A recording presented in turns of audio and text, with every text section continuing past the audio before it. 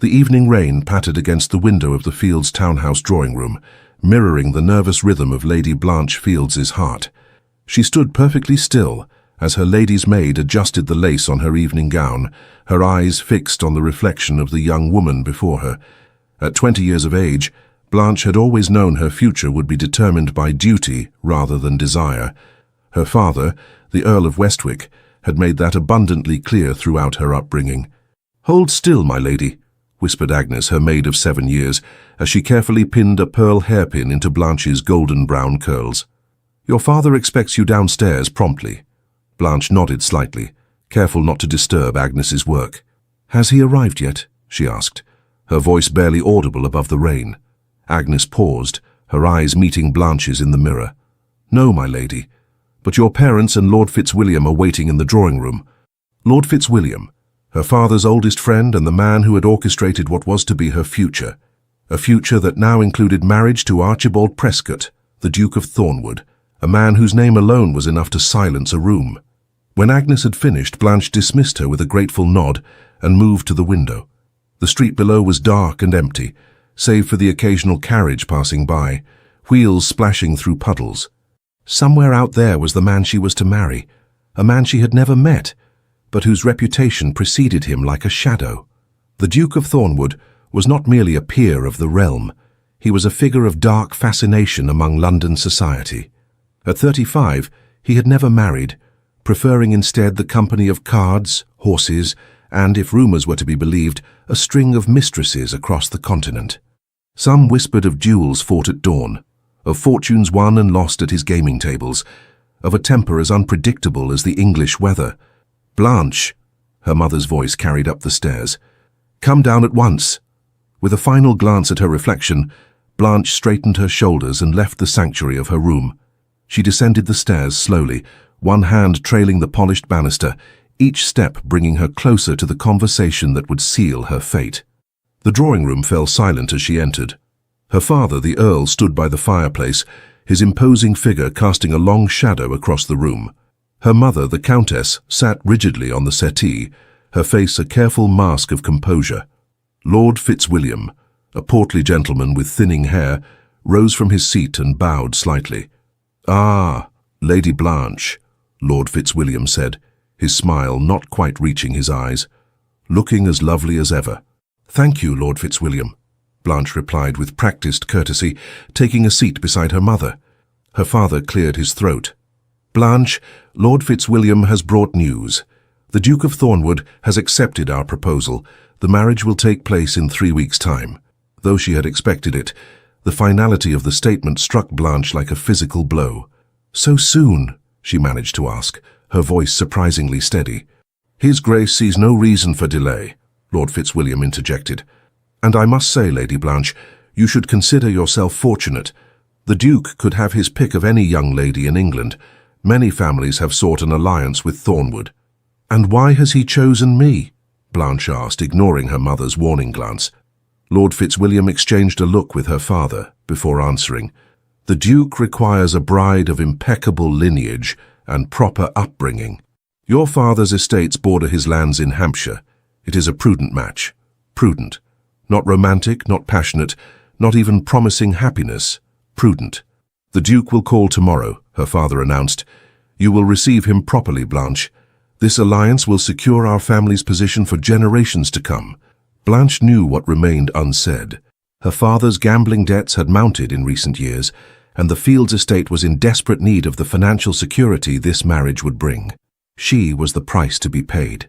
"Yes, father," she answered, lowering her eyes to hide the flash of rebellion within them. Later that night, as Blanche prepared for bed, a knock came at her door. Her mother entered, carrying a small package wrapped in cream-colored paper. "This arrived for you," the Countess said, handing Blanche the parcel. "From the Duke." Blanche took it with trembling hands. It was heavier than expected, and she unwrapped it carefully. Inside was a black velvet box. When she opened it, she gasped. A necklace of diamonds and sapphires gleamed against the dark velvet, the stones catching the candlelight and throwing prisms across the walls of her bedchamber. "It's beautiful," she whispered, unable to deny the exquisite craftsmanship. Indeed. Her mother's voice softened. "Blanche, I know this is not the marriage you dreamed of as a girl, but you must understand that I have a duty to our family, Blanche finished for her. I understand, mother. The Countess sighed, reaching out to touch her daughter's cheek. The Duke is a powerful man with connections throughout England. He will provide for you, protect you. That is more than many women can hope for in a marriage. And his reputation? Blanche asked. The rumors of his temper, his gambling, his indiscretions. Men of his station often have reputations exaggerated by gossip, her mother replied carefully. Judge him by his actions toward you, not by drawing-room whispers. After her mother left, Blanche remained sitting on her bed, staring at the necklace. It was a cold, beautiful thing, much like the future that awaited her. She closed the box with a decisive snap and placed it on her dressing table. The following morning, Blanche was awakened by Agnes rushing into her room, her face flushed with excitement. "My lady, you must come quickly." Blanche sat up, alarmed. "What is it? What's happened?" "A delivery, my lady. For you. From the Duke." Blanche hastily donned her robe and followed Agnes downstairs. In the entrance hall stood a large arrangement of exotic flowers, unlike anything Blanche had ever seen. Deep purple blooms mingling with white lilies and sprays of delicate ferns. And in the center, stark against the vibrant colors, was a single black rose. Her father was examining a card that had accompanied the flowers. He handed it to her without comment, his expression unreadable. Written in a bold, slashing hand were the words, "Bella e perigosa, como nos." "What does it mean?" Blanche asked, staring at the foreign words. "Beautiful and dangerous, like us," her father translated grimly. "It seems the Duke has a flair for the dramatic." "Or a warning," Blanche murmured to herself. The morning passed in a blur of anticipation. By noon, Blanche was dressed in her finest day gown, a confection of pale blue silk that her mother insisted brought out the color of her eyes. She sat in the drawing-room attempting to focus on her embroidery, while her stomach twisted with nerves. When the Duke's carriage finally arrived, the entire household seemed to hold its breath. Blanche heard the crunch of wheels on gravel, the voices of footmen, the sound of heavy boots on the marble floor of the entrance hall. And then he was there, filling the doorway of the drawing-room with his presence before he had even stepped inside. Archibald Prescott, the Duke of Thornwood, was not what Blanche had expected. She had imagined someone older, perhaps, with the dissipated look of a dedicated libertine. Instead, the man who bowed formally to her father was tall and powerfully built, with broad shoulders, encased in a perfectly tailored dark coat. His face was handsome in a severe way, with high cheekbones and a strong jaw. But it was his eyes that captured Blanche's attention, grey as storm clouds and just as turbulent. Those eyes turned to her now, and Blanche felt herself being assessed, measured, perhaps found wanting. "Lady Blanche," the Duke said, his voice deep and controlled, "it is a pleasure to finally make your acquaintance." She cursed deeply, as she had been taught since childhood. "Your Grace, the pleasure is mine." His mouth curved slightly, though the expression could hardly be called a smile. "Is it? I wonder?" He turned to her father. "My lord, might I have a moment alone with your daughter?" The Earl hesitated, clearly torn between propriety and the desire to please his future son-in-law. "Perhaps the garden would be suitable. You will have privacy, while remaining within sight of the house." The Duke inclined his head in agreement, and Blanche found herself being escorted outside, her hand resting lightly on his arm. His muscles were firm beneath the fine wool of his coat, and she could feel the heat of him even through layers of fabric. They walked in silence until they reached a stone bench partially sheltered by a flowering apple tree. The Duke gestured for her to sit, while he remained standing, his tall figure imposing against the backdrop of carefully tended roses. "I imagine you have questions," he said without preamble. Blanche looked up at him, surprised by his directness. "Several, Your Grace." "Ask them." She hesitated, gathering her courage. "Why me?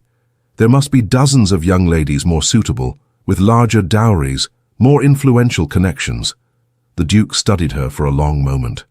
"I require a wife who understands duty, who will not expect romantic nonsense or interfere with my affairs. Your father assures me you have been raised to know your place." Each word was like a slap, confirming her worst fears. "I see. And the black rose. What was the meaning of that gesture?" Something flickered in his eyes, amusement perhaps. A reminder, Lady Blanche, that appearances can be deceiving.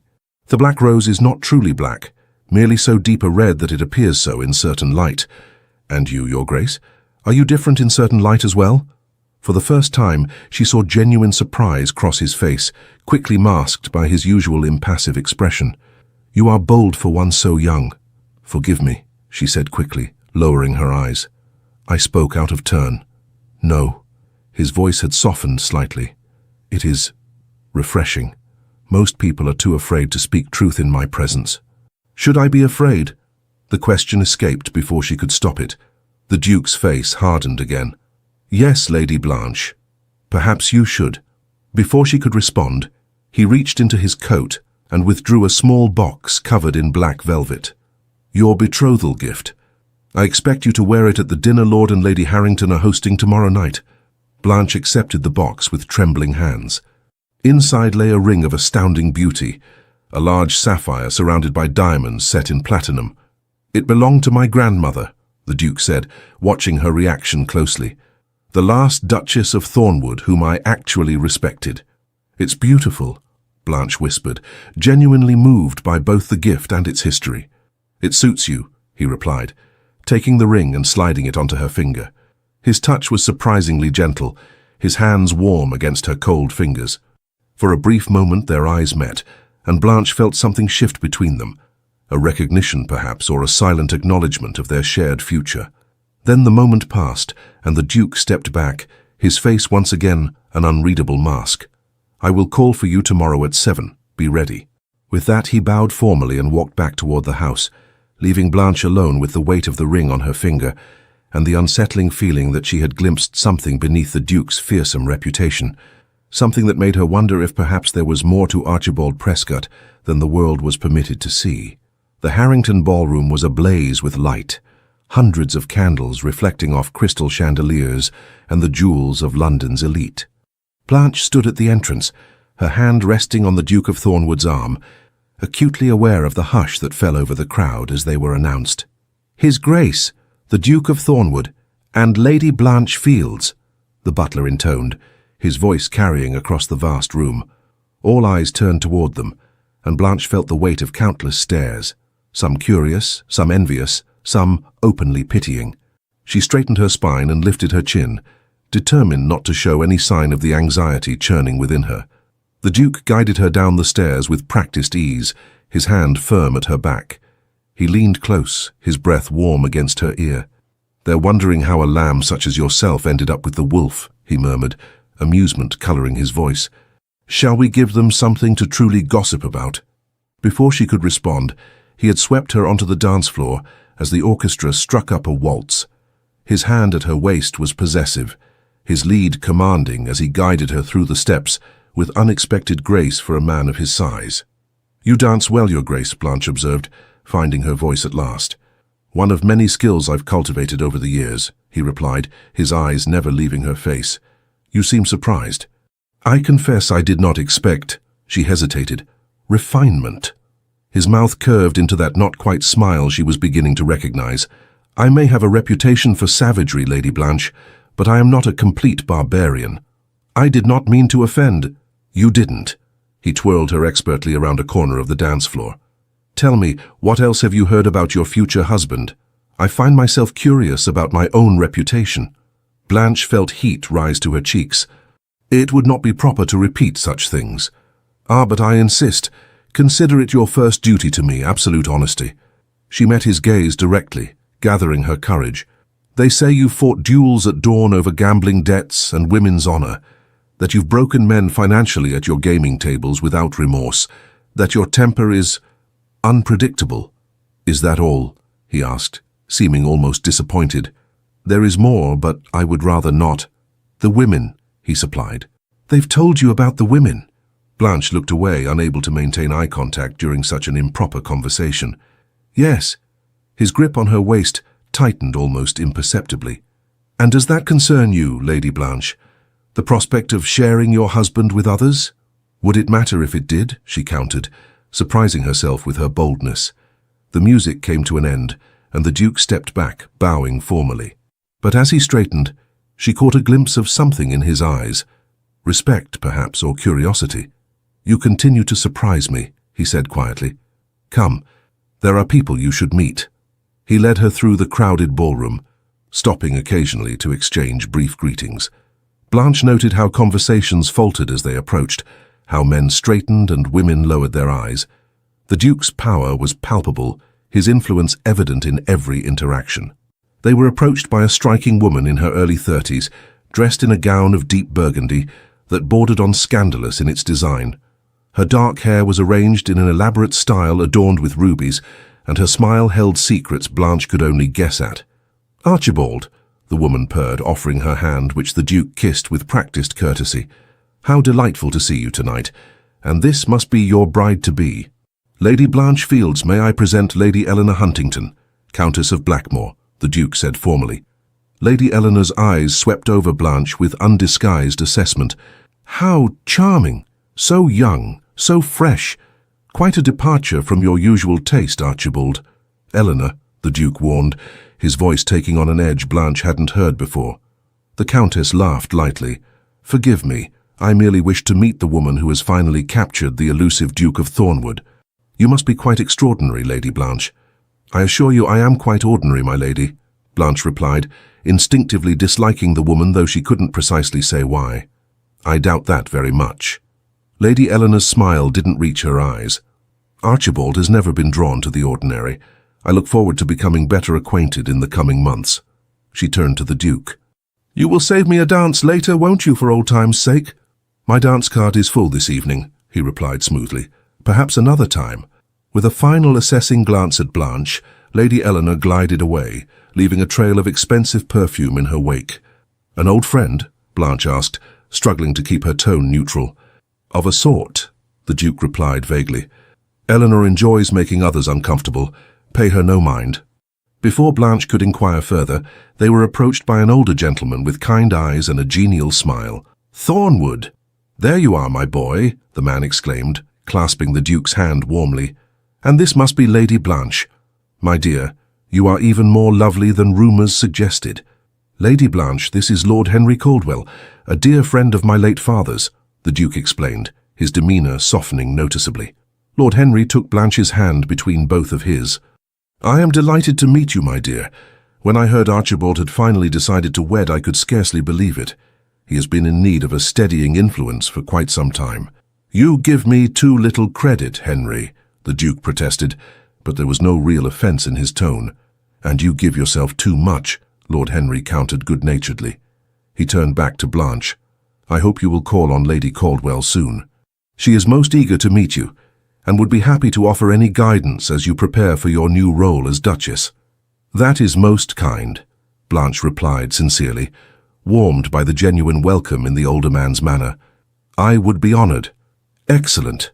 Now, Thornwood, if I might borrow you for just a moment. Sir William has some questions about that horse you're selling." The Duke hesitated, looking at Blanche. "Will you be all right for a few minutes?" "Of course," she assured him. "I see some friends of my mother's. I'll join them until you return." With a nod, the Duke allowed himself to be led away by Lord Henry, leaving Blanche momentarily alone. She had just started toward a group of familiar faces when a hand caught her elbow, pulling her gently but firmly into a quiet alcove partially hidden by a large potted palm.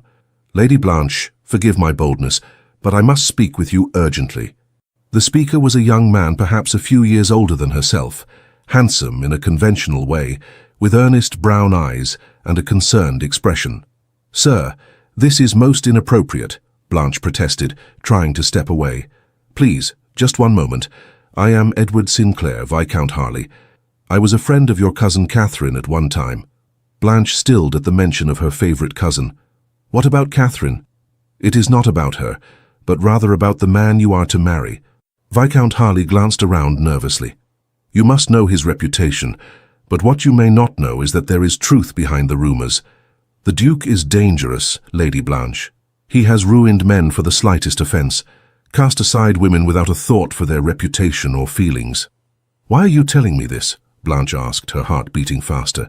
"Because no one else will dare. Your father is too invested in this match, and society is too afraid of Thornwood's influence to warn you properly." His voice dropped even lower. 2 years ago, the Duke was engaged to marry Lady Victoria Pembroke. A week before the wedding, she broke off the engagement. 3 days later, she and her entire family left England for the continent. No one has heard from them since. Blanche felt a chill run through her. "What are you suggesting?" "I suggest nothing, but I implore you to be careful. The Duke is not a man to be crossed or defied." He pressed something into her hand. "If you ever need assistance, send word to me at this address. Day or night I will come." Before she could respond, Viscount Harley slipped away, disappearing into the crowd as quickly as he had appeared. Blanche looked down at the folded paper in her hand, then hastily tucked it into her glove as she spotted the Duke returning. "Who was that?" he asked sharply, his eyes scanning the crowd. "Just someone claiming acquaintance with my cousin," Blanche replied, trying to keep her voice steady. "Nothing of importance." The Duke's eyes narrowed slightly, but he did not press further. "It's getting late. I think we've made a sufficient appearance for one evening." As they made their way toward the exit, Blanche caught sight of Lady Eleanor watching them from across the room, her expression calculating. The woman raised her glass in a mock toast, her ruby lips curved in a knowing smile. The carriage ride back to her family's townhouse was silent, the Duke seemingly lost in thought. Blanche used the opportunity to study him in the dim light of the carriage lanterns. His profile was strong, aristocratic, his expression remote.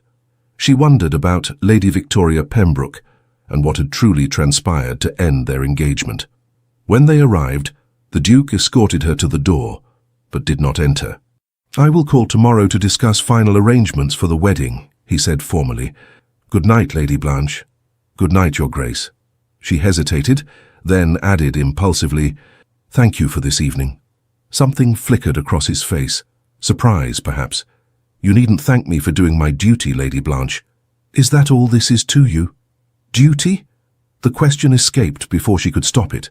For a long moment, he simply looked at her, his expression unreadable in the shadows. Then, without answering, he bowed and returned to his carriage, leaving Blanche with more questions than answers. The following days passed in a whirlwind of wedding preparations. Dressmakers, florists, and various tradespeople paraded through the Fields townhouse from morning till night. Blanche was measured, pinned, and consulted on endless details, though she noted that many decisions had already been made by the Duke's efficient staff. 3 days before the wedding, as Blanche sat with her mother reviewing the guest list, a footman entered with a small package. "From His Grace, my lady," the servant announced, presenting it to Blanche. Inside was another black velvet box. When Blanche opened it, she gasped. Nestled against dark silk was a hairpin fashioned as a black rose, its petals crafted from some dark gemstone she could not identify, with a single dewdrop of diamond at its center. A note accompanied the gift. "Wear this on our wedding day." Her mother peered at the unusual ornament. "How distinctive. The Duke certainly has unique taste." "Yes," Blanche murmured, touching one petal gently. "He does." That evening, as Blanche prepared for bed, Agnes entered with a troubled expression. "My lady, there's a woman here to see you. She says it's most urgent and private." "At this hour? Who is it?" "She wouldn't give her name, my lady. She's waiting in the small parlor. I came to you directly without informing your parents." Curiosity overcoming propriety, Blanche donned her dressing gown and followed Agnes downstairs. In the small parlor, illuminated by a single lamp, stood a woman in a plain, dark cloak, her face partially hidden by its hood. "Thank you for seeing me, Lady Blanche," the woman said, lowering her hood to reveal a face that might once have been beautiful, but now showed signs of hardship and sorrow. "My name is Mary Hargreaves. Until 3 years ago I was known in certain circles as the Duke of Thornwood's mistress." Blanche felt as though the floor had tilted beneath her feet. "I don't think—" "Please," Mary interrupted, "I have risked much to come here tonight. All I ask is 5 minutes of your time." Slowly Blanche nodded, gesturing for the woman to continue. "I was young when I met Archibald Prescott, not much older than you are now. He was charming, generous, irresistible. For 2 years I lived in a house he provided, wore jewels he gave me, believed the promises he whispered." Her voice turned bitter. "Until the day I told him I was with child, his child."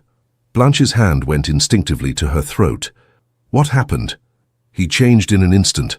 The man I thought I knew disappeared, replaced by someone cold, calculating. He accused me of lying, of trying to trap him. He gave me £100 and told me never to contact him again, to leave London or face the consequences. And the child? Blanche asked, dreading the answer. I lost it, Mary said simply. Perhaps from grief, perhaps from fear. I'll never know. But I tell you this not to hurt you, Lady Blanche, but to warn you. The Duke of Thornwood is a man of two faces. The one he shows the world, charming, controlled, civilized, and the one he reveals when he no longer needs to pretend. Why should I believe you? Blanche asked, though a part of her already did. You could be anyone with any motive. Mary reached into her cloak and withdrew a small brooch shaped like a wolf's head, its eyes two small rubies. He gave this to me on our first anniversary together. He has one identical to it. He wears it sometimes on his waistcoat. Ask him about it if you doubt me. Blanche had indeed seen such a pin among the Duke's possessions during one of his visits. Be careful, my lady, Mary continued. Watch for the signs. When his eyes grow cold, when his voice becomes too controlled, those are the moments to fear. Why tell me this now? Why not before the engagement was announced? I tried, Mary said simply. My letters were returned unopened. Your father's servants were instructed not to admit anyone without a proper introduction. She moved toward the door. I've said what I came to say. What you do with this information is your choice. But remember, once you are his wife, there will be no escape. After Mary left, Blanche remained in the parlor for a long time, her mind a tumult of confusion and fear. She thought of the Duke's controlled demeanor, his reputation, the warnings she had received, but she also remembered the gentleness of his touch when he placed the ring on her finger, the respect in his eyes when she spoke her mind, the way his face softened when he spoke to Lord Henry Caldwell. Which was the true Archibald Prescott, and what would happen when she became his wife?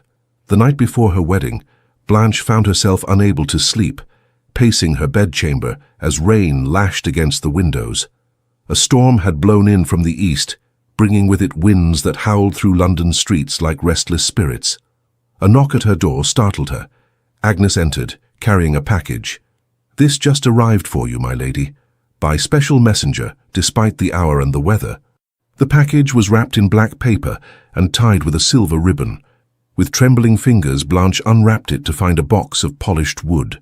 Inside, nestled on a bed of dark velvet, lay a single black rose, its petals gleaming with raindrops, and beside it, a card written in that now familiar bold hand, "Until tomorrow when you become mine.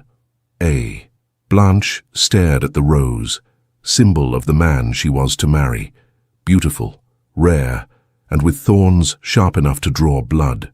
Tomorrow she would walk down the aisle to meet him, would speak vows binding her life to his, would follow him to his home as his Duchess, and she would finally discover which face of the Duke of Thornwood would greet her when the doors closed behind them.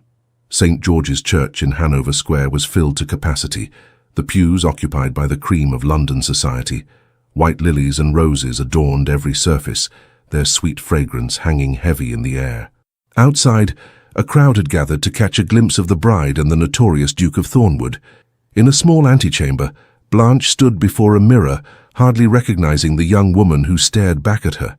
Her wedding gown was a masterpiece of ivory silk and Brussels lace, the bodice adorned with seed pearls, the train extending 6 feet behind her. Her veil, family heirloom of delicate Honiton lace, was secured with the black rose hairpin the Duke had sent her. Her father entered, resplendent in formal attire, his expression a mixture of pride and resolution. "It is time, Blanche." She took his offered arm, her heart hammering so loudly she was certain he must hear it. "Yes, father." The music swelled as the doors opened, and Blanche felt hundreds of eyes turn toward her. But she saw only one person, the tall figure standing at the altar, his broad shoulders encased in a coat of midnight blue, his expression unreadable as she began her slow walk toward him. With each step, Blanche felt the weight of her decision. She could still turn back, could still refuse, but to what end? Her family needed this alliance, and beyond duty, some part of her had become fascinated by the enigma that was Archibald Prescott. She wanted to solve the puzzle, to discover what lay beneath the fearsome reputation and controlled exterior. As she reached the altar, her father placed her hand in the Duke's. Through her thin gloves, she could feel the warmth of his palm, the strength in his fingers as they closed around hers.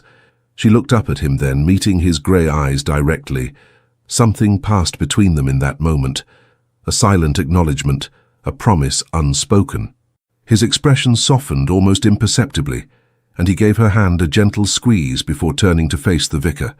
The ceremony passed in a blur of ancient words and solemn promises.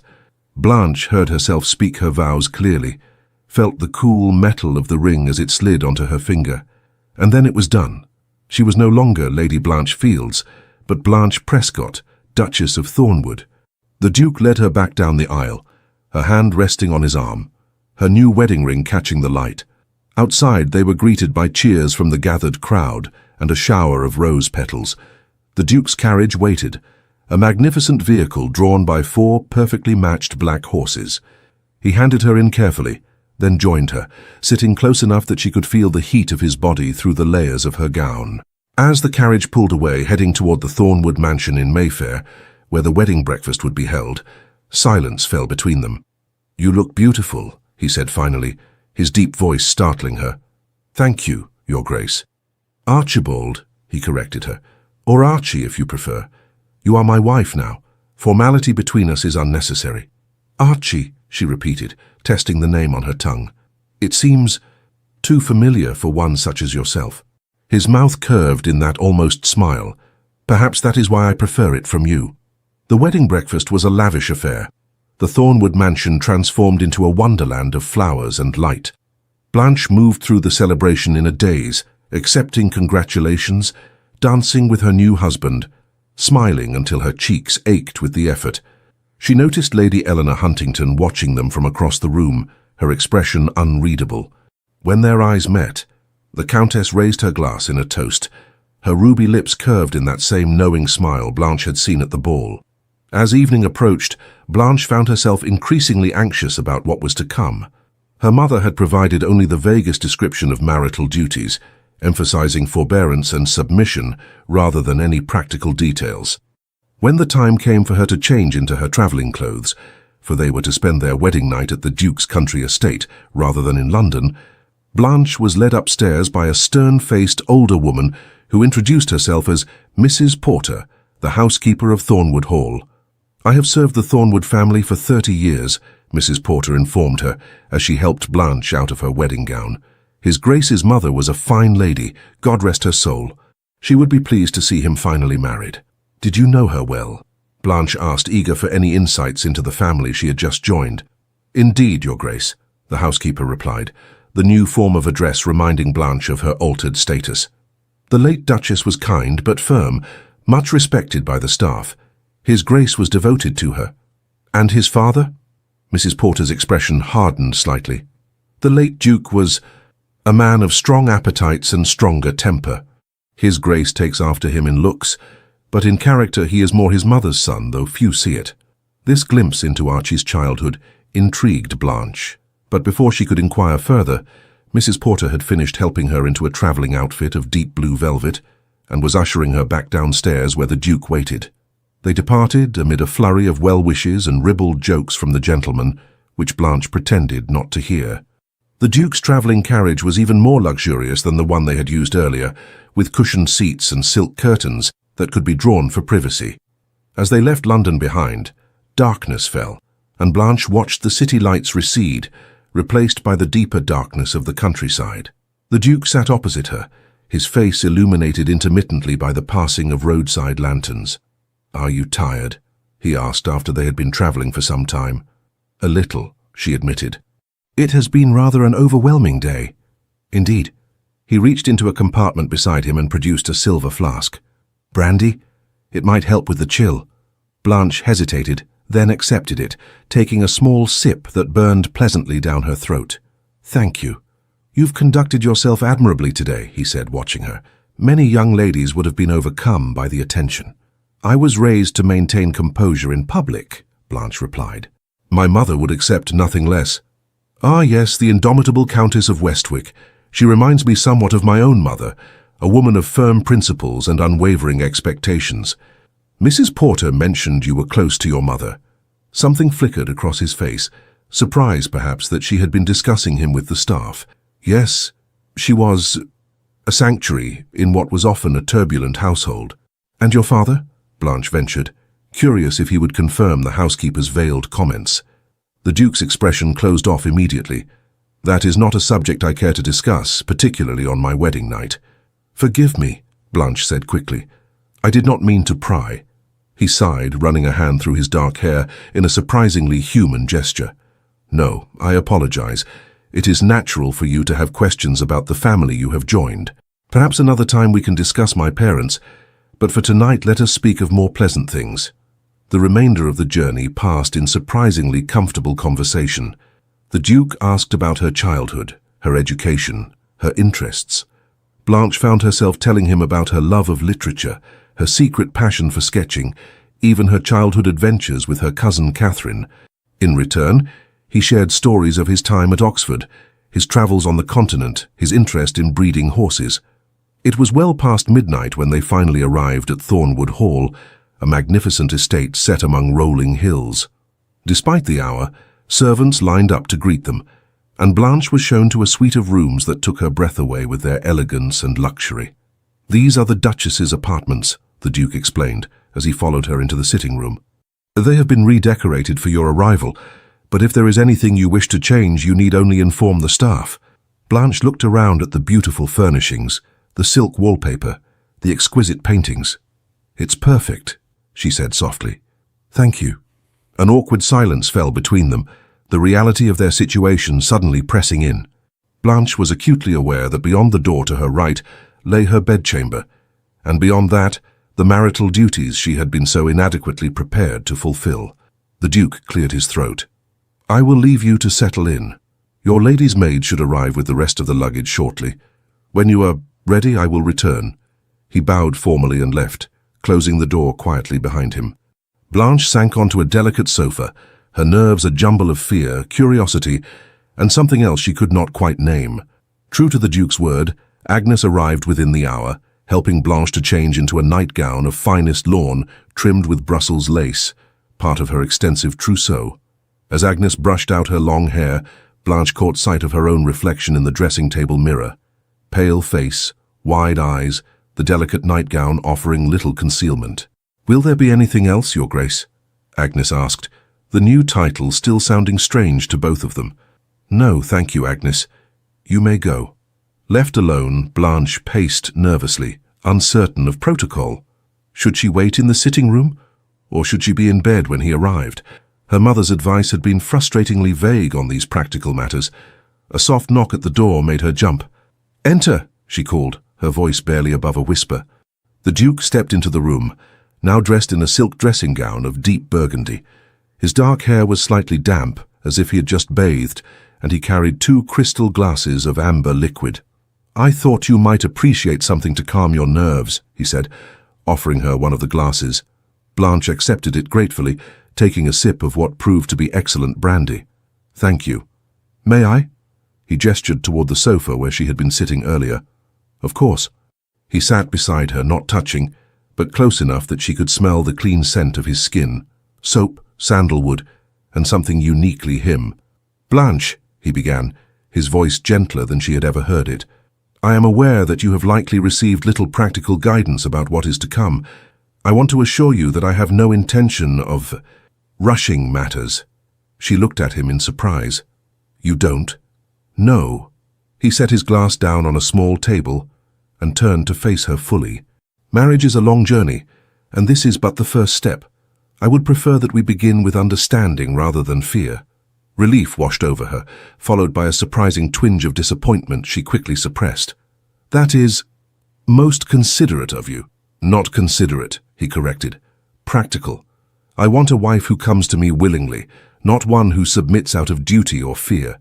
He reached out slowly, as if not to startle her, and tucked a strand of hair behind her ear, his fingers brushing her cheek in a touch so light it might have been imagined. You are very beautiful, Blanche Prescott. Her heart beat faster at the use of her new name, at the unexpected gentleness in his voice. As are you, she replied without thinking, then blushed at her boldness. To her surprise, he laughed, a genuine sound of amusement that transformed his face, softening the harsh lines and lighting his grey eyes. Beautiful. I have been called many things, Duchess, but never that. Handsome, then, she amended, finding courage in his unexpected good humour. Either way, I find no fault with your appearance, Your Grace. Archie, he reminded her, still smiling, and I am glad to hear it, since you are now bound to look upon this face for many years to come. Their eyes met, and something shifted in the atmosphere between them. His smile faded, replaced by an intensity that made her breath catch. Slowly, deliberately, he leaned forward, giving her every opportunity to withdraw if she wished. Blanche remained perfectly still, her heart pounding as his lips touched hers in a kiss so gentle it was barely more than a whisper against her mouth. He drew back slightly, watching her reaction, then kissed her again, more firmly this time, his hand coming up to cup her cheek. The sensation was entirely new to Blanche, warm, pleasurable, slightly intoxicating. Without conscious thought, she leaned into the kiss, her lips parting slightly. The Duke, Archie, made a sound low in his throat and deepened the kiss, his other hand moving to her waist, drawing her closer. For several moments they remained thus, exploring this new territory between them with increasing boldness. When he finally pulled away, they were both breathing more rapidly. Archie's eyes had darkened, the grey now stormy with barely restrained passion. He stood abruptly, putting distance between them. I think, he said, his voice husky, that we should proceed more slowly than I had planned. I will bid you good night, Duchess. Confused by his sudden withdrawal, Blanche rose to her feet. Have I done something wrong? No, he assured her quickly. Quite the opposite, in fact. But I made a promise to myself, and I intend to keep it. Rest well, Blanche. We will have time enough for everything else. He bowed formally and left, leaving Blanche standing in the centre of her sitting room, her lips still tingling from his kiss, her mind a whirl of confusion and unexpected disappointment. She moved into her bedchamber and slipped beneath the covers of the enormous four-poster bed, certain she would never fall asleep after such an evening. Yet exhaustion claimed her quickly, and she drifted off, dreaming of grey eyes and gentle hands. Blanche awoke to sunlight streaming through windows that had been opened by some silent servant. For a moment she was disoriented, the unfamiliar room and luxurious bed confusing her. Then memory returned, the wedding, the journey, the kiss. She was the Duchess of Thornwood now, mistress of this grand estate, and wife to a man she was only beginning to understand. Agnes entered with a breakfast tray. Good morning, Your Grace. His Grace asked that you be allowed to sleep as long as you wished, but said to tell you that when you are ready he would like to show you the grounds. What time is it? Blanche asked, sitting up. Just past 10, Your Grace. I've laid out a riding habit for you, as His Grace mentioned you might wish to explore on horseback. After a light breakfast, Blanche dressed in the riding habit of deep green velvet with gold braiding, another item from her extensive trousseau. Agnes arranged her hair in a simple chignon, and Blanche descended to find her husband waiting in the grand entrance hall. He was dressed for riding as well, his tall figure striking in a coat of dark brown and buckskin breeches. He looked up as she approached, and something in his expression made her heart beat faster. You look lovely, he said, coming forward to take her hand. I trust you slept well. Very well, thank you, she replied, noticing how his thumb brushed lightly over her knuckles before he released her. The room is beautiful. I'm glad you approve. I had it redecorated based on what your mother told me of your preferences. This thoughtfulness surprised her. You consulted my mother about my tastes. Of course, I wanted you to feel at home here. He offered his arm. Shall we? The horses are waiting. Outside, two magnificent horses were indeed waiting, a spirited bay stallion for the Duke and a more sedate chestnut mare for Blanche. She's gentle but not dull, Archie explained as he helped Blanche mount. I was told you are an accomplished rider, so I thought you might appreciate a mount with some spirit. Thank you, Blanche said, genuinely pleased by his consideration. She's beautiful. Her name is Athena. She's yours now. Blanche stroked the mare's sleek neck, touched by the gift. Thank you, Archie. That's most generous. He mounted his own horse with easy grace. Come, there's much I want to show you. They rode through the extensive grounds of Thornwood Hall, Archie pointing out various features. The ancient oak woods to the north, the lake where he had learned to swim as a boy, the formal gardens his mother had designed. Throughout, he was attentive, occasionally reaching over to adjust Blanche's reins or pointing out a particularly treacherous patch of ground. They stopped to rest on a hilltop overlooking the estate. Thornwood Hall was magnificent from this vantage point, a grand house of golden stone with numerous chimneys and gables, surrounded by formal gardens that gave way to parkland and woods beyond. "It's breathtaking," Blanche said sincerely. "It is home," Archie replied simply, "and now it is yours as well." He helped her dismount so they could rest, spreading his coat on the grass for her to sit upon. They shared a flask of water he had brought, and for a time they simply sat in companionable silence, enjoying the view and the gentle spring breeze. "May I ask you something?" Blanche ventured finally. "You may ask anything you wish. Whether I answer is another matter," he replied, though his tone was light. "Last night, why did you leave?" He was silent for so long that Blanche thought he might not answer. When he finally spoke, his voice was carefully controlled. "I told you that I wanted a wife who came to me willingly, not out of duty or fear. Last night you were exhausted, overwhelmed, perhaps even a little afraid. I would not take advantage of such a state. And if I were to tell you that I am neither exhausted nor afraid today?" Blanche asked, surprising herself with her boldness. Archie's eyes darkened, and he reached out to touch her cheek gently. "Then, I would say that tonight, perhaps, we might continue where we left off." The rest of the day passed in a pleasant haze of activity. Archie showed her more of the estate, introduced her to key members of the staff, and gave her a tour of the house itself, which proved to be even larger and more magnificent than she had initially thought. They dined together in a small informal dining room rather than the grand formal one, the atmosphere between them increasingly relaxed and comfortable. Blanche found herself laughing at Archie's dry observations about London society, while he listened with genuine interest to her ideas about the household changes she might like to make. As evening approached, however, Blanche felt her nervousness return. She retired to her chambers to change for dinner, and Agnes helped her into a gown of deep blue silk that complemented her eyes and left her shoulders bare. "His Grace sent this, my lady," Agnes said, presenting a small box. Inside was a necklace of sapphires and diamonds that matched her engagement ring perfectly. Blanche allowed Agnes to fasten it around her neck, the cool stones resting against her skin like a promise. Dinner was an intimate affair, with courses served by silent footmen who seemed to disappear between services. Archie was attentive, refilling her wineglass, engaging her in conversation that ranged from literature to politics to the latest London gossip. As the meal concluded, Blanche felt a tension building between them, not uncomfortable but charged with anticipation. When Archie suggested they retire to the library for a nightcap, she agreed, her heartbeat quickening. The library was a magnificent room, 2 stories high with shelves reaching to the ceiling and a gallery running around the upper level. A fire burned in the massive fireplace, casting a warm glow over the comfortable leather chairs and sofas grouped nearby.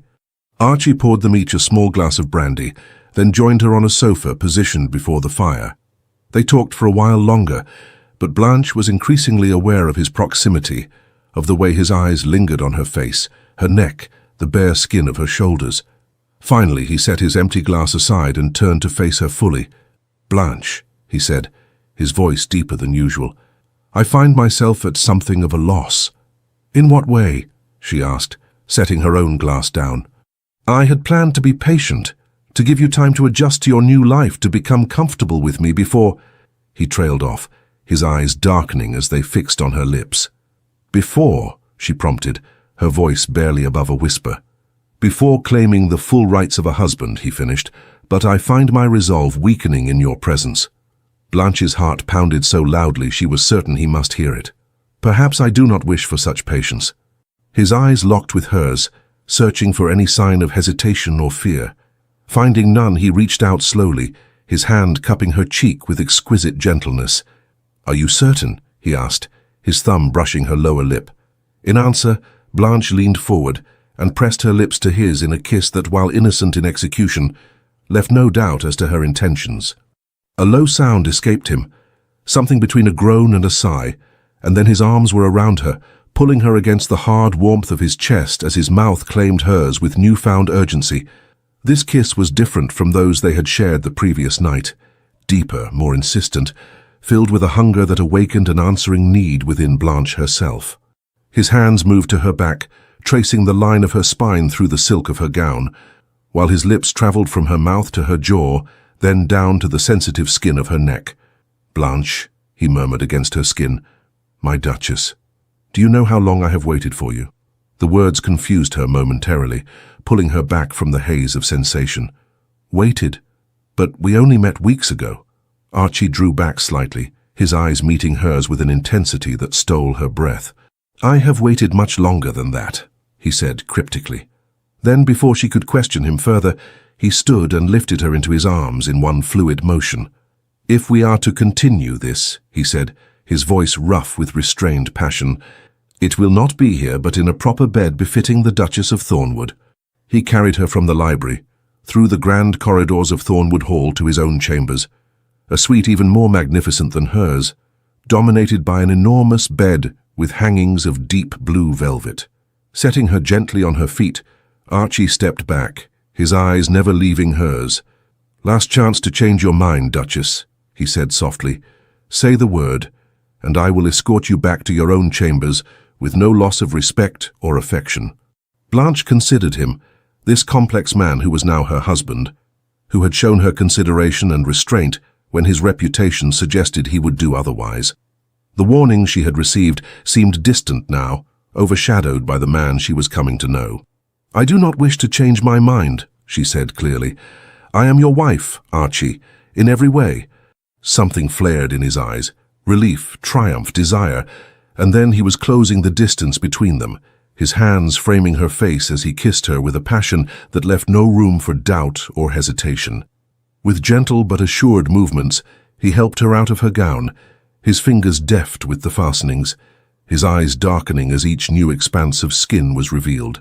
Blanche felt momentary shyness as she stood before him in only her thin chemise, but the naked admiration in his gaze dispelled her uncertainty.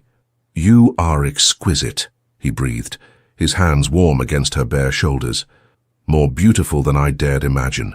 He shed his own clothing with less ceremony, revealing a physique that made Blanche blush anew. Broad shoulders tapering to a narrow waist, muscled arms and chest bearing the scars of a life lived boldly, long legs that explained his impressive height. Taking her hand, he led her to the bed, drawing back the covers and helping her onto the cool sheets. When he joined her, the warmth of his body seemed to envelop her, his skin hot against hers as he gathered her close. "I will be gentle," he promised, his lips brushing her ear. "Trust me, Blanche." And she did, surrendering to his touch, to his guidance, to the new and overwhelming sensations he awoke within her. He was patient, attentive, reading her responses with uncanny accuracy, prolonging their pleasure, until Blanche felt she might shatter from the intensity of it. When they finally came together fully, there was a moment of discomfort that he eased with whispered reassurances and tender kisses. And then there was only pleasure, building in waves until it crested in a release so profound that tears sprang to Blanche's eyes. Afterward, as they lay tangled together in the rumpled sheets, Archie's arms holding her securely against his chest, Blanche felt a peace she had not expected, a rightness that transcended the physical act they had shared. "Are you all right?" he asked softly, his fingers tracing idle patterns on her bare shoulder. "Yes," she replied truthfully. "I had not expected. That is, I did not know it could be so." "Pleasurable?" he supplied when she faltered. "Yes." He chuckled, the sound vibrating pleasantly against her ear where it rested on his chest. "That, my dear Duchess, was merely the beginning. There is much more I have yet to teach you." Blanche propped herself up on one elbow to look at him. In the dim light of the bedchamber, his face was softer, more open than she had ever seen it. "You speak as if you have planned this extensively." "Perhaps I have," he admitted, reaching up to tuck a strand of hair behind her ear. "I told you I have been waiting for you. That was not an idle comment."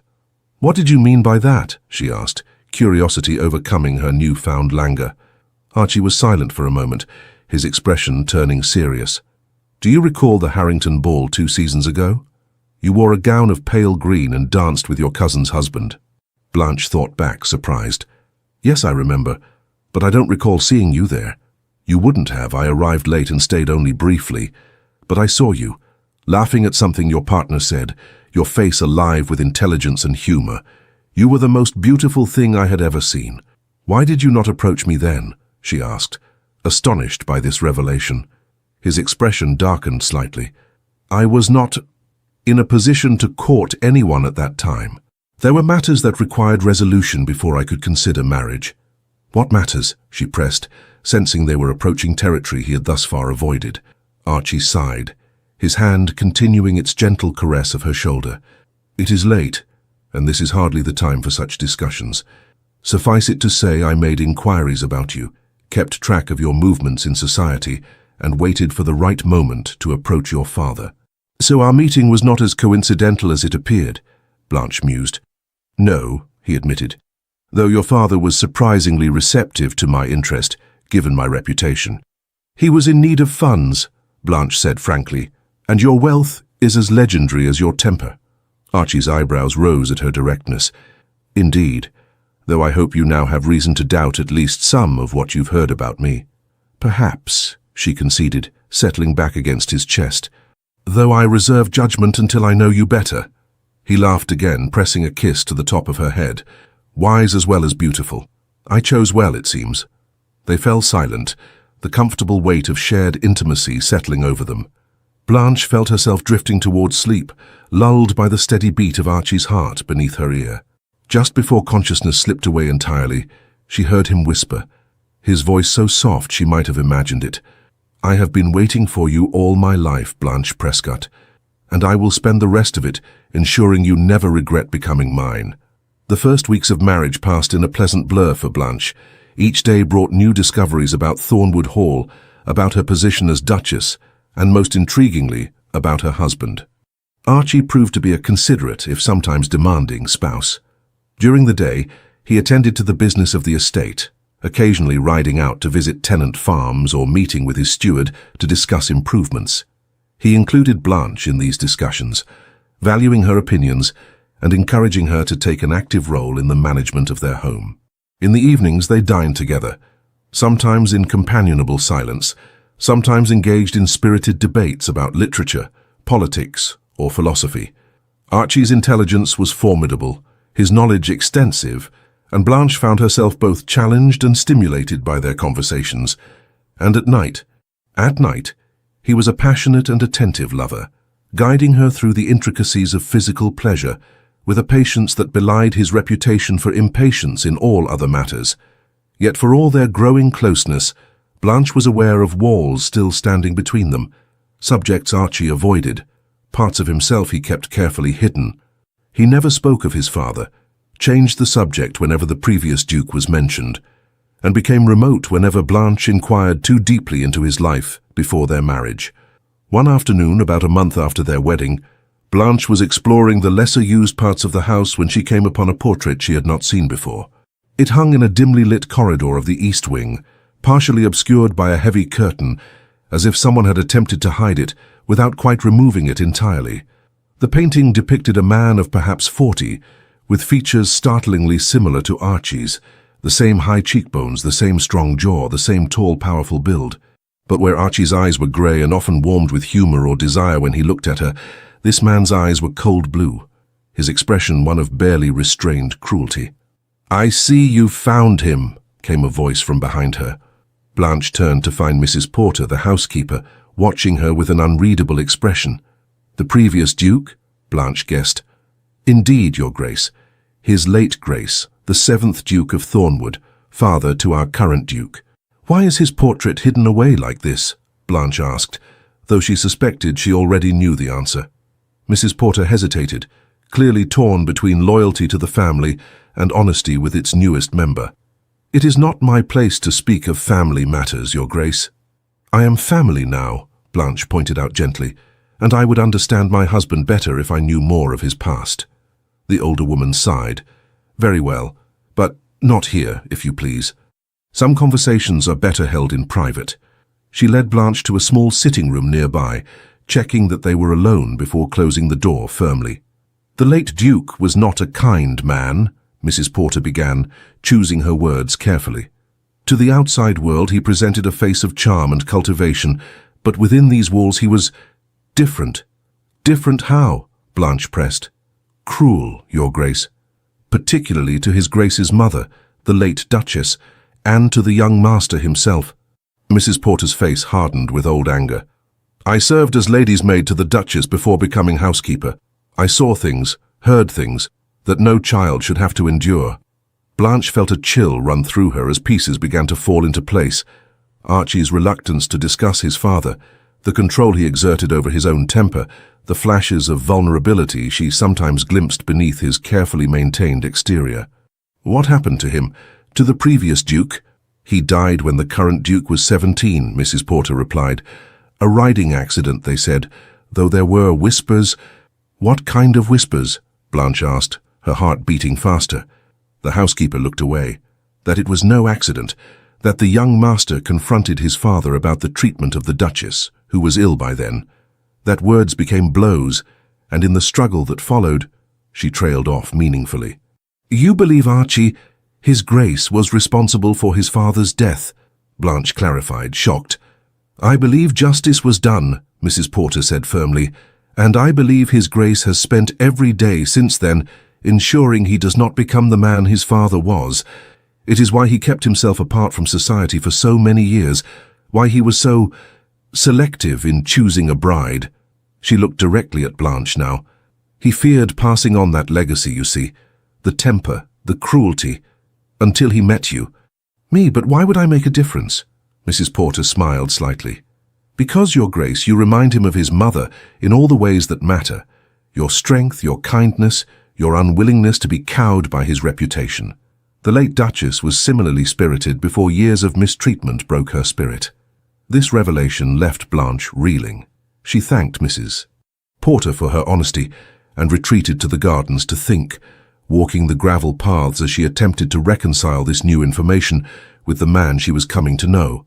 If what the housekeeper said was true, Archie's fearsome reputation, his controlled demeanor, even his reluctance to marry until now, all of it took on new meaning. He wasn't a heartless rake, but a man determined not to repeat the sins of his father, a man who had perhaps kept himself isolated to protect others from what he feared lurked within himself. Her contemplation was interrupted by the arrival of a messenger from London, bearing a letter marked with the seal of Lord Fitzwilliam, her father's friend who had helped arrange her marriage. The footman delivered it to her with a bow, and Blanche broke the seal, curious what news he might have. The contents of the letter turned her blood to ice. "My dear Lady Blanche, for so I shall always think of you, I write with grave concerns for your safety and well-being. Information has come to light regarding your husband that I feel duty-bound to share, despite the risk to myself in doing so. The Duke of Thornwood's previous engagement to Lady Victoria Pembroke was not broken by the lady, as society believes. Rather, the lady discovered something so disturbing about the Duke that she fled for her very life. I have learned from a reliable source that the Duke was responsible for the death of his own father, and that his mother's subsequent illness and death were hastened by her knowledge of this fact. Furthermore, it has come to my attention that the Duke has developed an unhealthy obsession with you, having watched you from afar for some time before orchestrating your marriage. His financial assistance to your father was merely a means to an end, securing you as his possession. I urge you to exercise extreme caution. If you find yourself in danger, remember you have allies who can help you escape the fate that nearly befell Lady Victoria. Destroy this letter upon reading. The Duke has eyes and ears everywhere." Your concerned friend, Lord Fitzwilliam Blanche, read the letter twice, her hands shaking. The accusations aligned with what Mrs. Porter had just revealed about Archie's father, but cast the events in a far more sinister light. And the claim about his obsession with her, was that merely a twisted interpretation of the interest he had admitted to harboring since seeing her at the Harrington ball? She was still standing in the garden, the letter clutched in her hand, when she heard the crunch of gravel behind her. Turning, she saw Archie approaching, still dressed in his riding clothes, his face lighting with a smile when he saw her. "There you are," he said warmly. "I've been looking for you." Instinctively, Blanche crumpled the letter in her fist, hiding it in the folds of her skirt. "I was just walking. The gardens are lovely this time of year." Archie frowned, his gaze sharpening as he noticed her agitation. "What's wrong, Blanche? You look pale." "Nothing," she said quickly. "Just a slight headache from the sun." He stepped closer, his eyes falling to her half-concealed hand. "What are you holding?" "Just a letter. From home." "May I see it?" he asked, his voice deceptively casual. Blanche hesitated, torn between trust and the warning contained in the letter itself. "It's nothing important."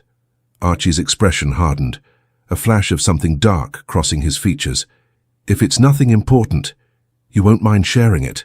He held out his hand expectantly, and Blanche felt a flicker of fear. Was this the man Lord Fitzwilliam warned her about?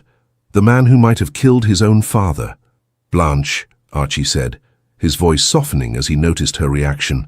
"Please." Trust works both ways. The gentle reminder, an echo of conversations they had shared in intimate moments, decided her. She handed him the crumpled letter, watching his face carefully as he read it. His expression changed as his eyes moved down the page. First confusion, then shock, then a cold, controlled anger that transformed his features into something reminiscent of the portrait she had discovered. "I see," he said finally, his voice dangerously quiet. "And do you believe these accusations, Duchess?" Blanche straightened her shoulders, meeting his gaze directly. "I believe there is truth mixed with falsehood in that letter. I believe you have kept parts of yourself hidden from me. And I believe it is time for complete honesty between us, Archie, if this marriage is to have any chance of happiness." For a long moment, he simply looked at her, his expression unreadable.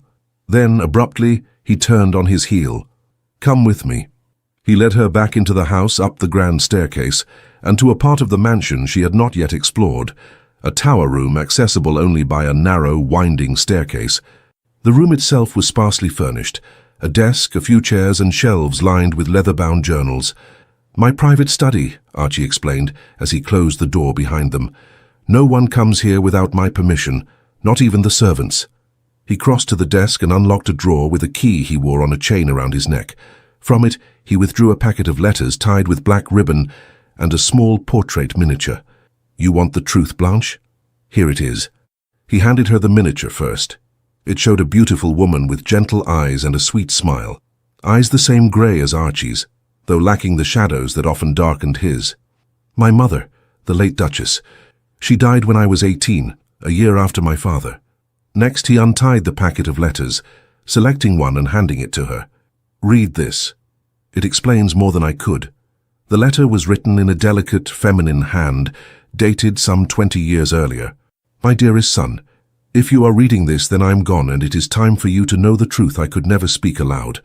Your father's death was not the accident the world believes it to be. On that terrible night, he returned from London in one of his rages, the kind you and I both learned to fear. But this time was different. This time his anger was directed solely at you, for reasons I will not soil this page by repeating. When he went to your chambers, I followed, terrified of what he might do in his drunken state. I found him standing over you with his riding crop raised, and without thought I pushed him away with all my strength. He fell against the fireplace, striking his head on the stone hearth. It was I who killed your father, Archibald. Not you, though I know you have carried that burden of guilt since that night, believing your attempt to defend yourself led to his death. I allowed you to believe this, rather than risk your taking the blame to protect me. I make this confession now, so that you may free yourself from the shadow that has darkened your life. You are not your father's son in the ways that matter, my darling boy. You have his strength, but not his cruelty, his determination, but not his selfishness. Do not let fear of becoming him keep you from the happiness you deserve. Find a woman worthy of the good man I know you to be, and build the family we never truly had. With all my love." Your mother Blanche looked up from the letter, tears blurring her vision. "Archie, now you know," he said simply. "I didn't kill my father. My mother did to protect me. But I let the world believe the worst of me rather than tarnish her memory. The only people who knew the truth were Lord Caldwell, who helped conceal the true nature of my father's death, and Lady Victoria Pembroke. The woman you were engaged to," Blanche said softly. "Yes, I made the mistake of trusting her with the truth, believing she loved me enough to keep my mother's secret. Instead, she threatened to reveal everything unless I increased her settlement. When I refused to be blackmailed, she broke our engagement and spread rumors designed to damage my reputation further. And Lord Fitzwilliam? How does he fit into this? Archie's expression darkened. Fitzwilliam was my father's closest friend and shared many of his proclivities. He has hated me since my father's death, believing the worst of the rumors. When he learned I was interested in you, he positioned himself as your family's friend to stay close to the situation. But he helped arrange our marriage, Blanche pointed out, confused. No, Blanche. He tried to prevent it by telling your father terrible stories about me, which is why your father initially hesitated. It was only when I offered financial terms generous enough to overcome his objections that your father agreed. Blanche digested this information slowly, pieces falling into place. And what of his claim that you've been watching me, that you're obsessed with me? A flush crept up Archie's neck. I told you I saw you at the Harrington ball and was captivated. That much is true. I made inquiries about you, attended events where I knew you would be present, even rode past your family's home on occasion. But obsession, he shook his head. I prefer to think of it as determination to know the woman I hoped would one day be my wife. Why me? Blanche asked, the question that had troubled her from the beginning.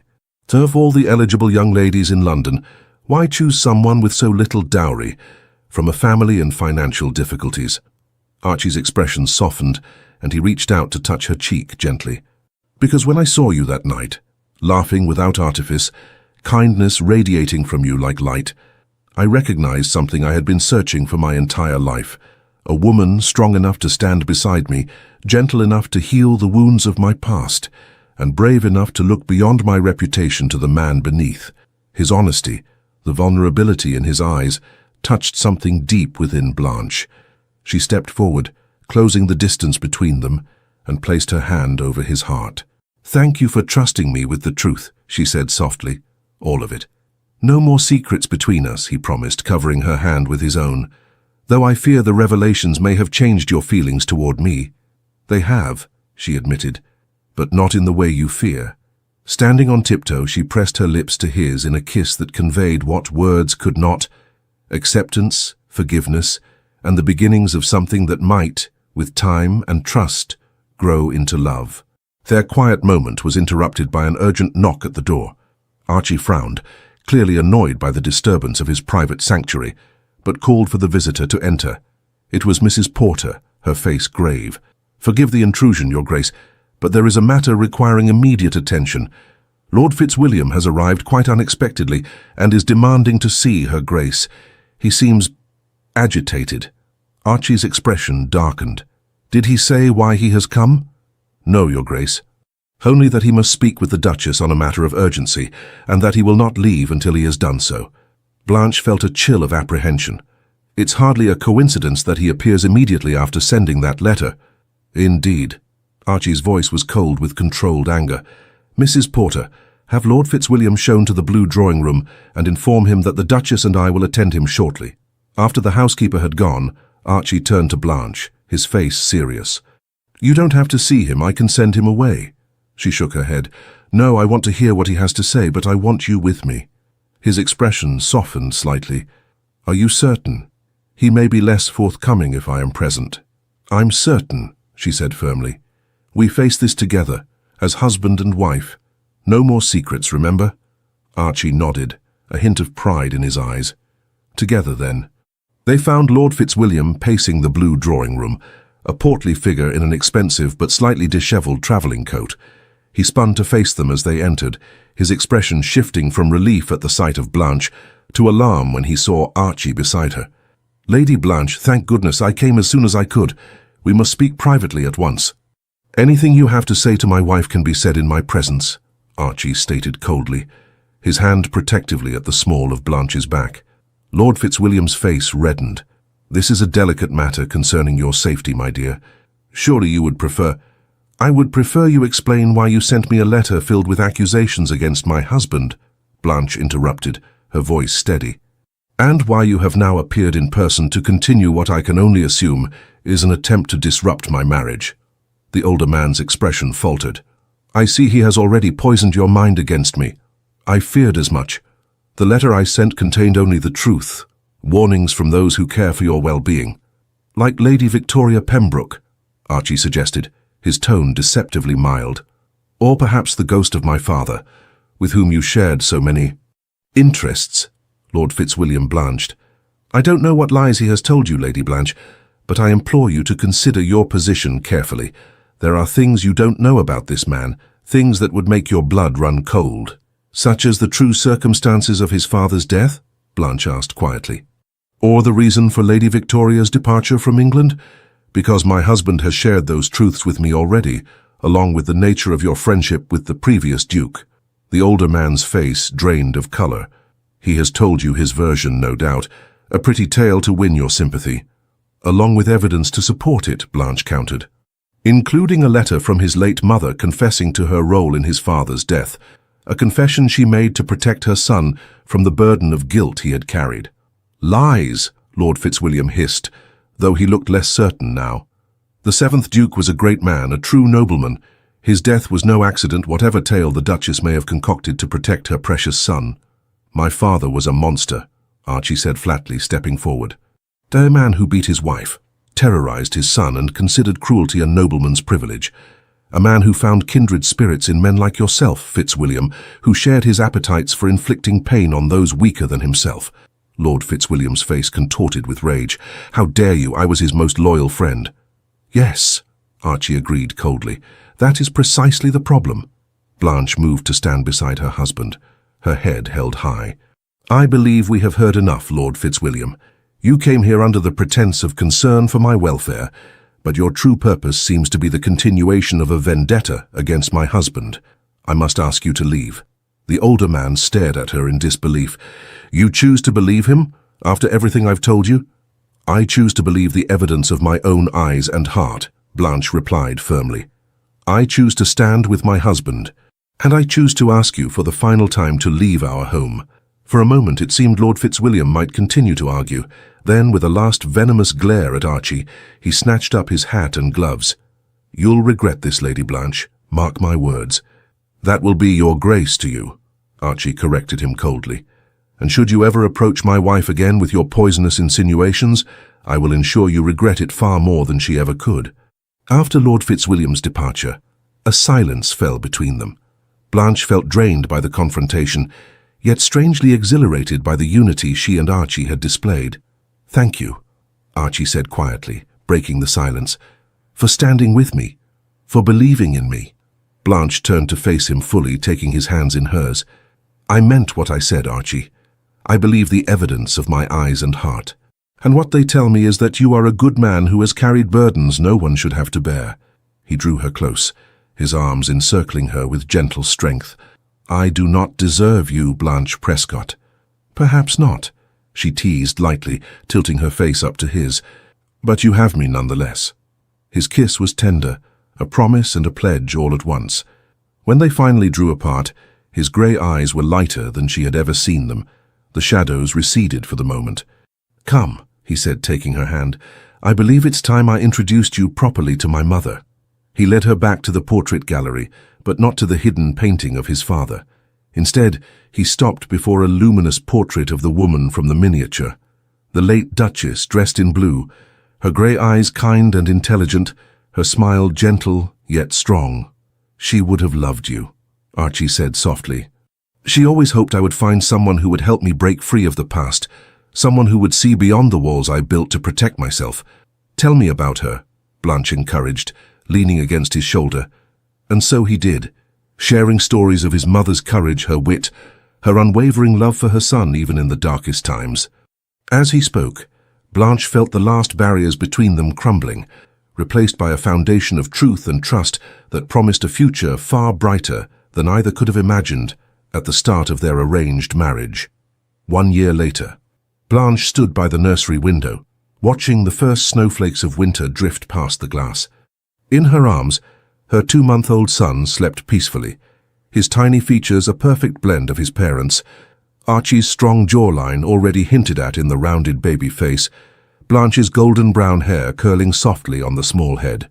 Behind her, the door opened quietly, and she turned to see Archie entering, his face lighting with the smile that was now a common sight rather than the rarity it had once been. "There are my treasures," he said softly, crossing to stand beside her. He placed one hand gently on his son's head, the other arm encircling Blanche's waist. "How is he today?" "Perfect," Blanche replied, leaning into her husband's embrace. "Though Mrs. Porter insists he has your temper when he doesn't get his way immediately." Archie chuckled. "Let us hope he has your patience to balance it then." He pressed a kiss to her temple, and Blanche closed her eyes, savoring the contentment that had become their daily reality. The past year had brought changes neither could have predicted. Not just the birth of their son, Edward Henry Prescott, but the gradual healing of old wounds as Archie learned to trust, to open himself fully to the love she offered. There had been challenges, of course. Archie's temper still flared occasionally, though he had learned to channel it into productive outlets rather than allowing it to control him. Blanche had faced the skepticism of society, many still believing the worst of the Duke, despite the evidence of the happy, stable marriage they witnessed. But they had faced each obstacle together, their bond strengthening with each test overcome. And now, with their son in their arms and their future stretching before them, the fears and doubts that had marked the beginning of their journey seemed as distant as the reputation that had once terrified Blanche. "What are you thinking?" Archie asked, noting her contemplative expression. Blanche smiled up at him. "I was remembering our wedding night when you whispered, 'I've been waiting for you.'" "Ah." His eyes darkened with memory and desire. "And have I proven worth the wait, Duchess?" "Every day," she assured him, rising on tiptoe to kiss him softly. "Every single day." As if sensing his parents' happiness, little Edward stirred in Blanche's arms, his eyes grey like his father's but without the shadows, blinking open to gaze up at them. "Hello, my son," Archie murmured, gently taking the baby from Blanche's arms and cradling him with the confidence he had developed over the past months. "Have you been dreaming of horses and adventures like your papa used to?" Blanche watched them together, her heart full to bursting with love for these two, the man who had overcome his past to become the husband and father she now witnessed, and the child who represented their shared future, free from the shadows that had once threatened to engulf them both. Outside, the snow began to fall more heavily, a clean white blanket covering the grounds of Thornwood Hall. But inside the nursery, warmed by love and lit by the soft glow of family bonds, Blanche knew they had created something far more enduring than any winter could challenge. A home built on truth, trust, and the kind of love that transforms even the most fearsome reputations into footnotes of a story still being written. The end.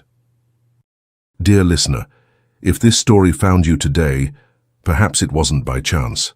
Perhaps the universe is gently reminding you of something time sometimes makes us forget. You still deserve to be happy. It doesn't matter how many winters your soul has endured, how many silences you've carried, or how often someone said certain joys are no longer meant for you. The truth is quite different. As long as there is life, there is beauty, there is emotion. There are unexpected reunions between who we were and who we still might become. Just like Blanche and the Duke, who believed their fates were sealed by pain, duty, or the past, you too can allow yourself to be surprised. It's never too late to feel something true, never too late to love again, to laugh again, to feel again. Never too late to open the window and let in a new ray of sunlight, even a shy one, carrying promises of tenderness. Open yourself to possibility. Let life whisper something new to you. Maybe the next joy is waiting in the next morning, in an unexpected conversation, or in the simple pleasure of a warm cup of coffee that smells like a sweet memory. And tonight, rest your heart. Let go of the weight of the days. Leave the world outside, just for a moment. You don't need to prove anything anymore. You've already triumphed for all that you've lived, for all that you've felt. Now, just live your life, and live it joyfully. May sleep come to you like a gentle embrace, and may the night bring peaceful, protected dreams, wrapped in stillness and grace. You are important, you are loved, and you are exactly where you're meant to be. With all our gratitude, Legends of the Fall Team. Thank you so much for staying with us until the end. We hope this story wrapped around your heart like a warm blanket, reminding you that even in the darkest times, love can arrive, quietly but powerfully, and change everything. Please like, comment, share and subscribe to our channel. From the bottom of our hearts, thank you for supporting us. It's what gives us the strength and joy to keep creating these stories full of romance, redemption and deep emotion. And don't forget, at the end of this video there's another story waiting just for you. Click and discover another tale that will stir your soul. Thank you for being here. The Legends of the Fall Team.